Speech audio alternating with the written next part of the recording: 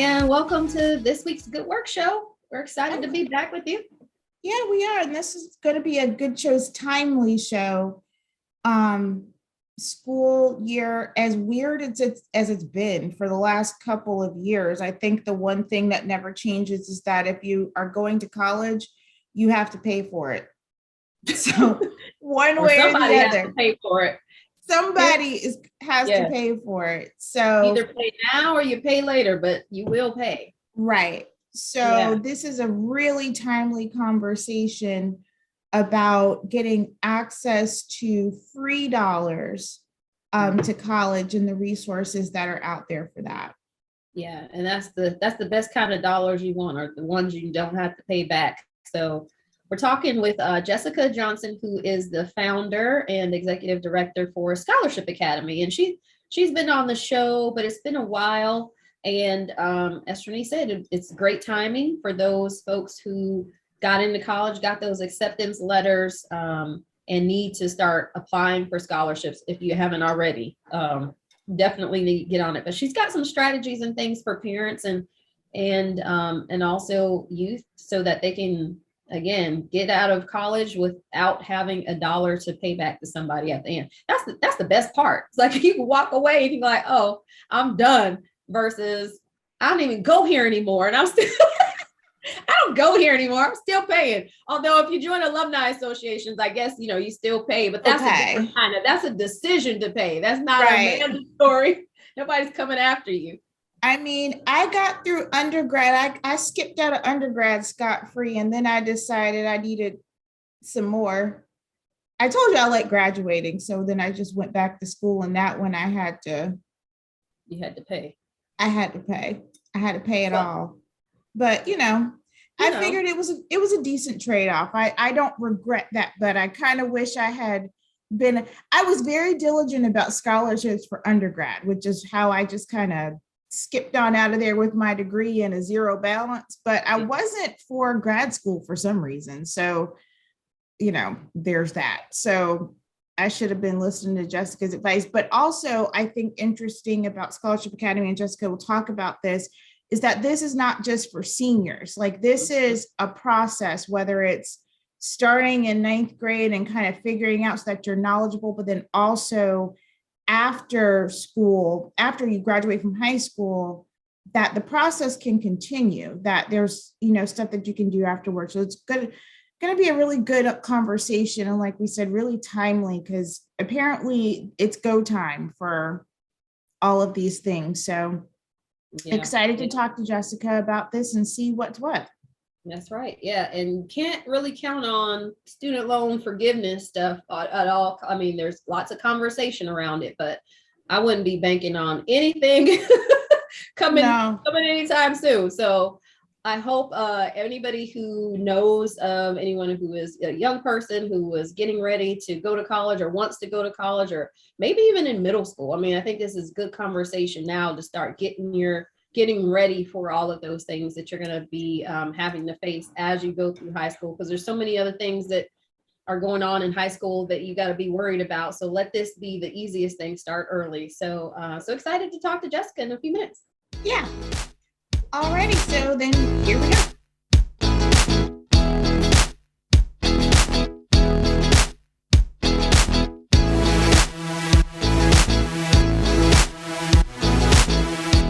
Welcome back to the Good Work Show, everyone. We are excited to have a friend of the Good Work Show back with us. It's been a while since we caught up with her and her organization, but we have Jessica Johnson, who is here from Scholarship Academy. So welcome back to the show. Oh, thank you so much for having me, and Happy New Year. Excited to be back this year. Yeah, it is. It is exciting to be back. And Happy New Year to you too, and to the rest of the team at Scholarship Academy. So before we jump in and catch up on what's been going on over the last, I guess, year or two, tell us a little bit just remind us about Scholarship Academy. And for those folks who aren't familiar with the organization, give us a sort of a rundown about who you are and what your mission is. Absolutely. So I'm the founder and executive director of the Scholarship Academy. I started this program in my dorm room at Howard University, really just from a passion to educate low-income and first-generation students about their college funding options. And so we are a nonprofit based in Atlanta. It's a curriculum-based approach to kind of bring that same rigor to the financial aid planning part of the college admissions process, so that families walk away with a plan to not only be able to get into college, but to be able to financially stay there. That's fantastic. The getting it and the staying there part. So, okay, so I just got introduced to like this new group that I'm following on Instagram. Elaine knows what I'm talking about. It's like opened my mind to things I had no idea about. But anyway, it was interesting. Someone posted the other day about student loans. And what she said was interesting. She said, if people aren't applying for scholarships, but they're complaining about the cost of college, it's a little bit on you. And the disheartening thing to me was so many people commenting under that post saying that scholarships weren't available, that they didn't qualify for them, that nobody got scholarships. Scholarships weren't enough to pay for college, so why bother? And it was just sad to me because I was like, how do people know all about the process to apply for loans, but they don't know how to get free money? So talk to us a little bit about just that education component on, especially people, and a lot of folks were talking about, I'm first generation, nobody in my family's been to college, I don't know anything. But it's interesting, like I said, it's very interesting that people very well know how to apply for these high interest loans as first generation, but they don't know how to apply for scholarships, especially, low income. And they talked about, my parents don't make enough money, my parents make too much money. So talk to us a little bit about that gap in education when it comes to accessing these free dollars to go to school. Yeah, and thank you for lifting that up. So that's the heart of the work that we're really focused on, like increasing awareness and empowering families to take ownership of the process. And so one thing that I'll say is that colleges are businesses at the end of the day, and it's your number one job to be an educated consumer as you are navigating your college enrollment process, right? And so, we can say families don't have the information. We can say counselors aren't doing enough to provide the information. I personally believe every stakeholder plays a part in solving like college affordability, right? There's no one pipeline that's going to answer the questions, but what we can do is encourage families to start learning about the financial aid process before senior year, before it becomes an emergency, right? And so we shouldn't have, our seniors just hearing the word FAFSA for the first time in their senior year.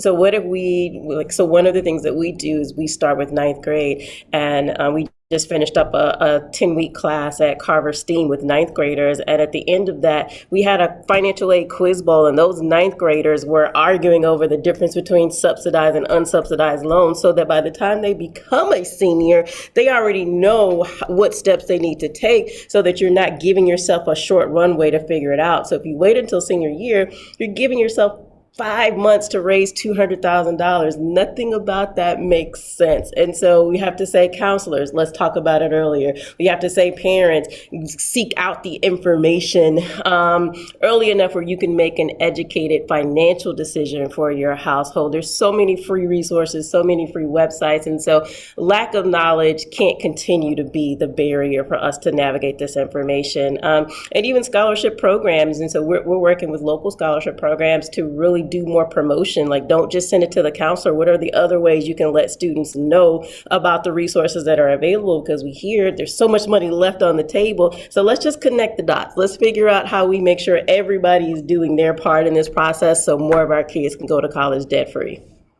Yeah, and the debt-free part is, that's the key, right? We've heard a lot recently about student loan forgiveness programs and whether the government is going to do something, and there's promises there, but then there's all these other programs that are out. And so in your program, are you also educating too about the little known? Because I feel like there's a lot of things that, people, they hear about the loans and they make it easy, right? Like they're going to make it as easy as possible for you to get a loan, when it's really easy to get a scholarship in some cases, but you may not know about those. So are you finding that students and scholars and parents aren't aware of the ones that they might qualify for that just nobody hears about, or is the companies and organizations doing a better job of educating? Because I would imagine now with so much dialogue going on around it, they want to sort of market themselves a little bit more than they have been in the past. Great question. So, unfortunately, no. I'm seeing some of the local scholarship programs really trying to step up and be more creative, especially during the pandemic, since they also didn't have the access for counselors to share. But I think that most students are on those big scholarship search engines, right? So they're on the fast webs, the scholarships.com. You're not going to have the local sorority scholarships, the Cascade United Methodist Church scholarships here where you don't even have to be a member and you can get access to that money. And so that takes the time and that takes a prioritization of research. And so I tell our families that I was fortunate enough to get over $200,000 in scholarships because I spent 3 to 5 hours every week researching the local money that I knew I had a stronger chance of winning. And so we have to get out of that mindset, oh, everybody should apply for Gates, everybody should apply for Coca-Cola. And so let's say, what are the local professional associations that care about our kids being successful? What about the Community Foundation? They have over 15 different scholarships just for students in this area. And so if you teach families how to focus on those awards, you're cutting down the competition. And so instead of competing against the 80,000 that are going to apply for Coca-Cola, you can compete against maybe the 60 that are going to do that extra legwork and find the money in their community that's looking for them. Yeah, I love that. There was one, I'm telling you, like my sister told me, there's this left-handed scholarship. Like, I mean, for students who were left-handed. I'm like, what? They make that? I mean, so there's these little known ones, and I'm glad you mentioned some of the ones like local churches, because people discount like those, pay $1,000 here, $2,000. That adds up. Yeah. My church at home, and my dad's been on the scholarship committee for, gosh, I mean, at this point, probably 30 years.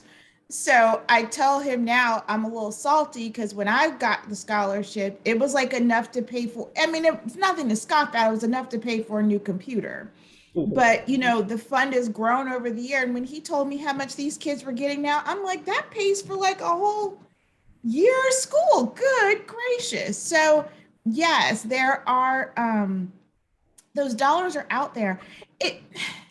And I'm trying to figure out, and I do try to recognize, and I say this all the time, I know I come from definitely a place of privilege. Both of my parents were educators, and I kind of lived in my counselor's office senior year. So I was applying for everything. Like they had like a little pegboard, and I would just apply for everything. I had like, I mean, I don't know if this is good advice or bad advice or whatever, but I had like one essay, and then I had a copy of some letters that I would just have my teacher sign. I mean, I applied for everything, but I'm just thinking like in that time when it was so analog, when it was a piece of paper on a pegboard and you'd have to go look, mm-hmm.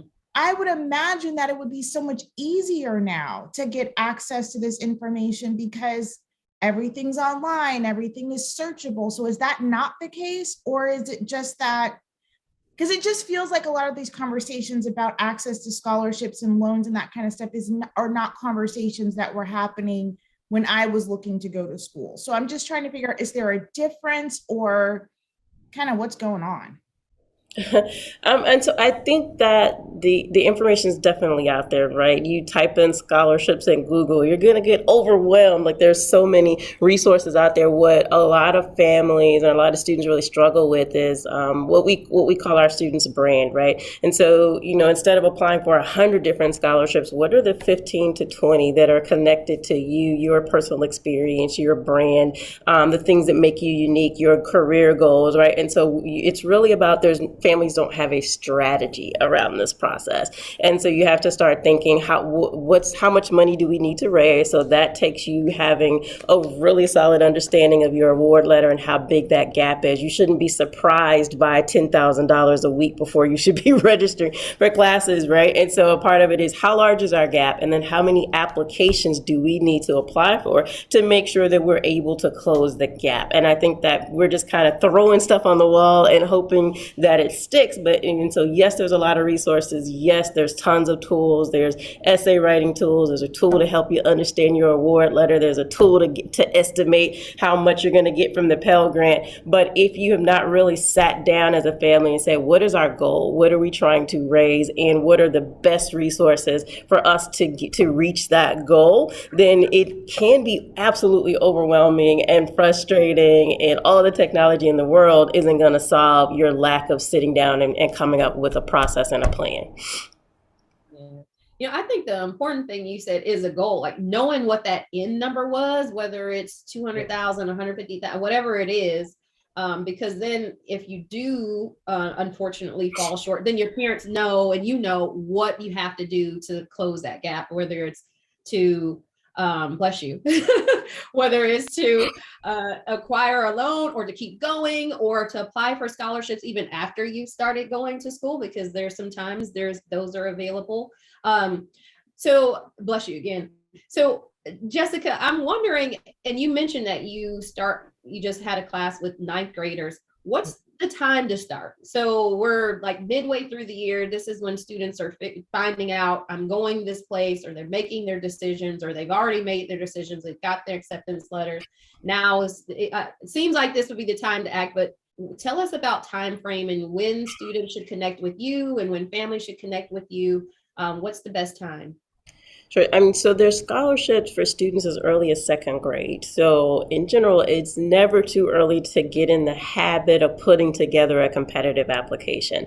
What we encourage is for students to spend like their 9th and 10th grade year really building their brand, doing the leadership and community service type things that will make them stand out to scholarship committees, because you've got to have something to write about in most of these applications. And so by the time you are a junior and you're ready to apply for the posses and those kinds of scholarships that can take care of full tuition or partial tuition, you want to make sure that you spent those 8th, 9th, 10th grade years building up a portfolio of really impressive things that you can talk about that would make you stand out to scholarship selection committees. And so we start with our students as early as 8th grade, kind of talking to them about their brand, talking to them about basic financial aid terms and processes so that they have an understanding of it. And then, of course, for seniors, October through end of January are really heavy national scholarship deadlines. This is the big bucks time. This is that last kind of push to get a good chunk of your cost of attendance covered. And then February through April are really heavy local scholarship deadlines. And so if you didn't get in on the big bucks, now is the time to really canvass the community and say who in my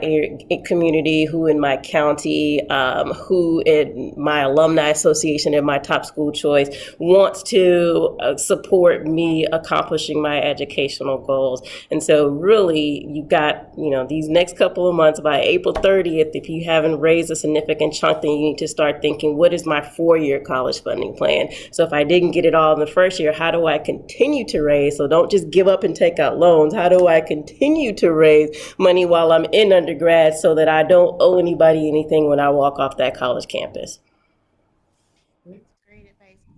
Talk to us a little bit about some of the programs and resources that are available through your organization that folks might want to consider, whether they've got, hopefully not seniors, but maybe some rising juniors or some folks that are a little bit earlier in the process. What can they look to the Scholarship Academy to access? Sure. So we partner with a number of schools and other nonprofit organizations like Breakthrough Atlanta, Usher's New Look, Atlanta Parks and Recs, and we actually come in and implement our curriculum with their students. And so we will do, how do you create a 4-year college funding plan? We'll do a half-day scholarship boot camp where families can really sit down and crunch the numbers, set that goal, and then we teach them our process to research the money that their students have a stronger chance of winning. But we also do fun things. Like I think the financial aid process shouldn't be intimidating. So we do the quiz bowls. We have a financial aid escape room because I want families, students to experience the financial aid process before it becomes an emergency. And so whether we're training other organizations how to use portions of our curriculum or actually implementing it on our own, what we desire to bring to community partners, because we think that's the best way for our work can exist. We want to partner with a school or an organization that's doing the other things that make students successful in the college enrollment process, the mentoring, the tutoring, all of those things I definitely believe matter.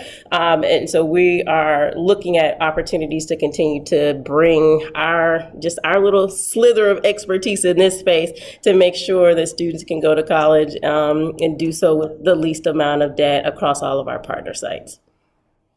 Well, fantastic. So we've talked a lot about your programs and scholarships in general. How do people connect with you? How do they get involved in your programs? Can you give us all the information so that, I'm sure there are people listening who are like, you know what, now I need to get in gear. So how do they get with Scholarship Academy? Sure. So, they can always check out our website, www.scholarshipacademy.org. We're on Facebook and Twitter. I believe there's an Instagram page as well, where we share a lot of tips and resources, but a lot of our work is targeted in Fulton, Clayton, and DeKalb counties. And so if you're in one of those counties and you just want to be pointed in the right direction, reach out, and the Scholarship Academy will be happy to support. Well, fantastic. Well, thank you so much, Jessica. It was great catching back up with you. And again, parents, students, family members of scholars who are out there, make sure you share this information. Tell everybody to go to Scholarship Academy's website, follow on social media so you can get all the information, and make sure that you can go to the college of your choice and come out debt free. That's amazing. So thank you so much for the work that you're doing. Thank you guys. Have a good day.